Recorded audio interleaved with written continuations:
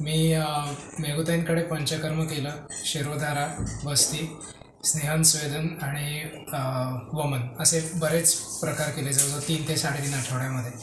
आणि मला त्याचा खूप उपयोग झालेला आहे. माझी पित्त प्रकृती होती, माझं खाण्याचं प्रमाण जे होतं ते ब्रेकफास्ट नंतर मध्ये खाणं जेवण असं असायचं. तर आता मी सकाळी ब्रेकफास्ट केल्यानंतर 12:30-1पर्यंत मला भूक लागली असं वाटत नाही, आणि जेवण झाल्यानंतर सुद्धा संध्याकाळी 5-6पर्यंत परत खायची वेळ येत नाही. मला उन्हाचा त्रास खूप जाणवायचा, मला गॉगल टोपी सगळं लागायचं. तर आता मी जस्ट केस माझे झाकले की मला उन्हाचाही त्रास होत नाही, आणि हे लगेच मला ज्याला आपण उपयोग म्हणतो किंवा दोष जे कमी झाले ते ताबडतोब मला दिसायला लागले. त्यामुळे पूर्वीची भूक म्हणजे अयोग्य होती असं वाटत होतं का? हां, म्हणजे माझं आता वजनही कंट्रोलमध्ये आलेलं आहे, आणि दर तासा-दीड तासाला 2 तासाला काहीतरी खावं असं वाटायचं.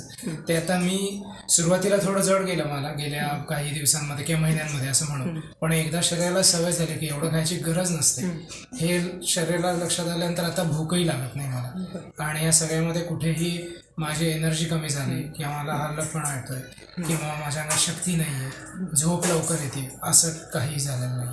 बरोबर. आणि पूर्वीचा म्हणजे जो वमनासाठी आपण जे काही केलं तर तेव्हा काय त्रास होता पूर्वी आणि आता कसं वाटतंय? जो कफाचा काय स्वरूपाचा होता? मी परदेशात राहतो. इथे मी गेल्या 4 आठवड्यामध्ये माझं काही कारणास्तव 5 आठवड्यामध्ये भरपूर बाहेर फिरणं झालं. त्याच्यामध्ये मी मोटर बाईकवर पण फिरायचो किंवा रिक्षातनं सुद्धा. तर सर्दी खोकल्याचा त्रास मला नाही वाटत अजूनही. प्रदूषण एवढं असून त्याची सवय नसून मला अजून तरी तो त्रास झालेला नाही.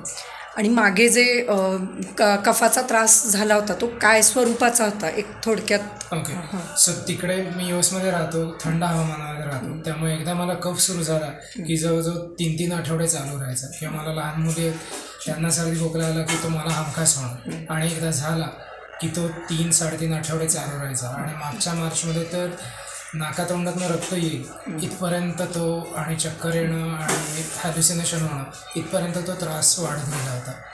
तर ते आता बघू परत त्या हवामानात गेल्यावर काय होते. पण आत्ता तरी जे दोष मला जाणवत होते ते बरेचसे कमी झालेले आहेत. पोटाची तक्रार आणि केस या संदर्भातलं कळलं आता काय उपयोग होतो. थँक्यू. ठीक आहे, धन्यवाद.